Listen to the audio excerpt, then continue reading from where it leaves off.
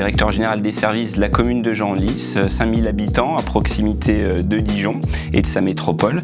Donc la fonction de directeur général des services, c'est la mise en œuvre opérationnelle des politiques publiques souhaitées par les élus sur la base d'un programme sur lequel ils sont élus tous les 6 ans. Et mon rôle, il est organisationnel, c'est-à-dire veiller au bon fonctionnement des services en interne et sur la gestion des finances, du budget municipal, être le garant de la soutenabilité de la trajectoire qui est prise par la commune. En tant que technicien, l'objectif, c'est d'apporter une vision stratégique à nos élus en anticipant les enjeux futurs. C'est essayer d'avoir, entre guillemets, un coup d'avance et de préparer l'avenir en étant force de proposition.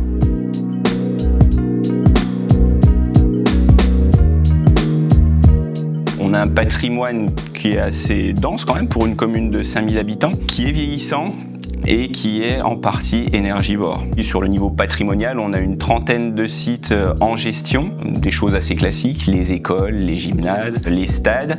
On a quand même la particularité pour une commune de 5000 habitants d'avoir une salle de spectacle, l'Agora, un cinéma et puis également un château et depuis quelques mois, un restaurant aussi.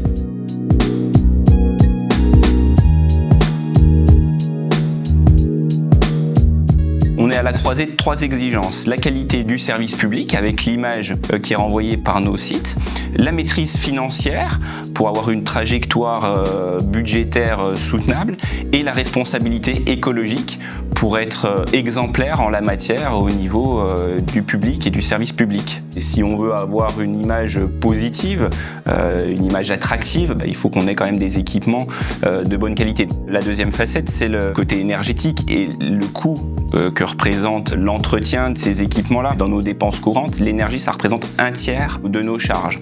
Pour une commune comme la nôtre, c'est 500 000 €. Ces charges-là, elles ont quand même augmenté de 100 000 € suite à la crise énergétique. Ça a un impact sur notre autofinancement et sur nos capacités d'investissement derrière. Le maire et ses équipes affichent clairement leur volonté que la commune, que ces bâtiments aient une empreinte énergétique beaucoup plus positive, parce que si ce n'est le public qui donne l'exemple, c'est difficile pour derrière aller voir les habitants en leur disant il faut faire des efforts, il faut économiser l'énergie.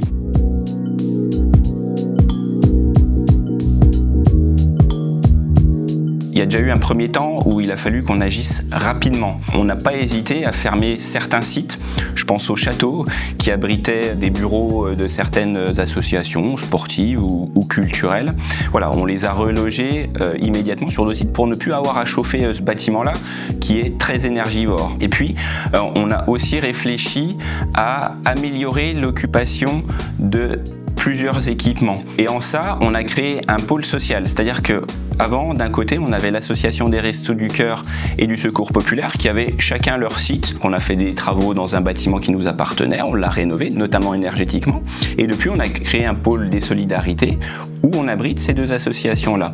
Et on a profité en libérant sur un des sites où les Restos du Cœur étaient logés. C'était une ancienne école, mais c'est un bâtiment qui est très bien situé dans le centre de la commune. Et on y a transformé le rez-de-chaussée pour y créer un restaurant. C'est un espace en moins pour nous à chauffer et à entretenir. Et c'est une activité économique et un peu d'emplois aussi qui se sont créés par la même occasion sur Genlis. Donc ces économies réalisées sur nos dépenses courantes, elles vont nous permettre d'augmenter notre autofinancement qui nous permet d'investir sur d'autres programmes qui derrière, eux aussi, vont générer des économies d'énergie et budgétaires.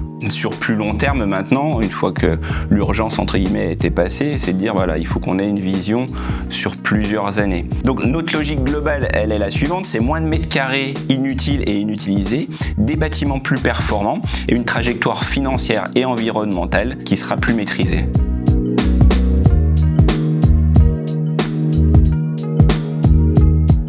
L'impact du décret éco-énergie tertiaire, c'est un accélérateur pour la commune et peut-être même, je le pense aussi, une prise de conscience. Et puis, je dirais que l'accompagnement aussi des partenaires, notamment l'État, notamment notre syndicat d'énergie, nous booste dans l'accompagnement financier, nous encourage à investir encore plus massivement dans toute cette partie de rénovation énergétique.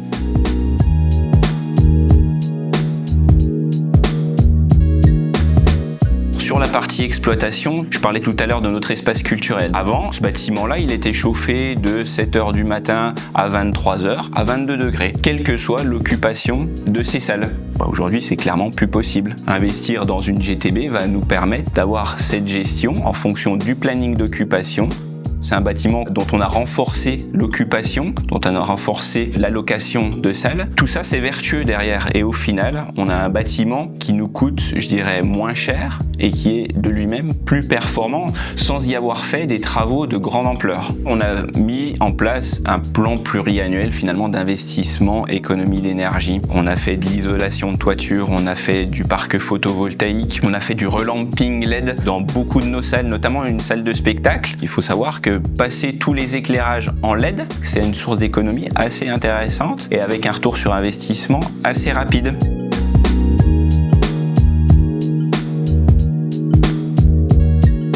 Avoir un patrimoine riche, on se pose la question, est-ce qu'on le garde? Est-ce qu'on en a vraiment une utilité? Ou est-ce qu'on va céder ce patrimoine-là pour nous permettre d'investir, par exemple, dans la rénovation énergétique d'un autre site beaucoup plus utilisé et ce qui serait donc plus vertueux au final et pour les utilisateurs et pour les finances communales.